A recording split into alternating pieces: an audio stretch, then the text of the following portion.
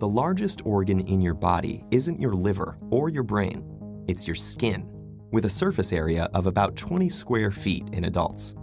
Though different areas of the skin have different characteristics, much of this surface performs similar functions, such as sweating, feeling heat and cold, and growing hair. But after a deep cut or wound, the newly healed skin will look different from the surrounding area and may not fully regain all its abilities for a while, or at all. To understand why this happens, we need to look at the structure of the human skin. The top layer, called the epidermis, consists mostly of hardened cells, called keratinocytes, and provides protection. Since its outer layer is constantly being shed and renewed, it's pretty easy to repair. But sometimes a wound penetrates into the dermis, which contains blood vessels and the various glands and nerve endings that enable the skin's many functions. And when that happens, it triggers the 4 overlapping stages of the regenerative process.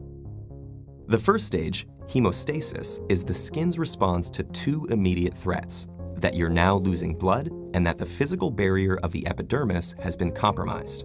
As the blood vessels tighten to minimize the bleeding in a process known as vasoconstriction, both threats are averted by forming a blood clot.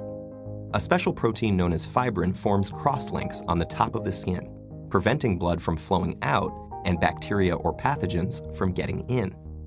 After about 3 hours of this, the skin begins to turn red, signaling the next stage, inflammation. With bleeding under control and the barrier secured, the body sends special cells to fight any pathogens that may have gotten through.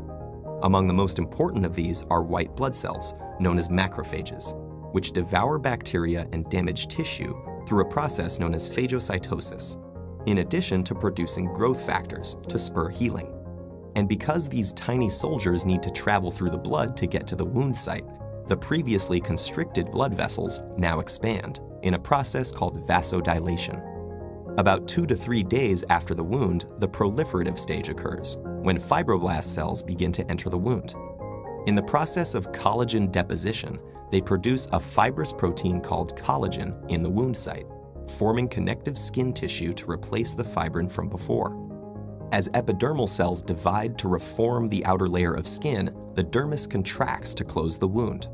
Finally, in the 4th stage of remodeling, the wound matures as the newly deposited collagen is rearranged and converted into specific types. Through this process, which can take over a year, the tensile strength of the new skin is improved, and blood vessels and other connections are strengthened.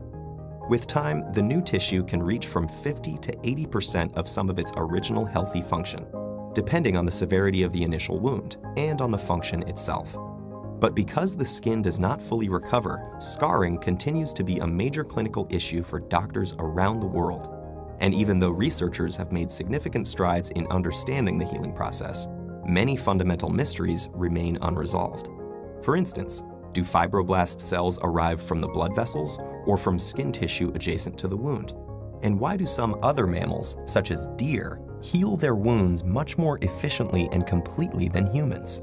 By finding the answers to these questions and others, we may one day be able to heal ourselves so well that scars will be just a memory.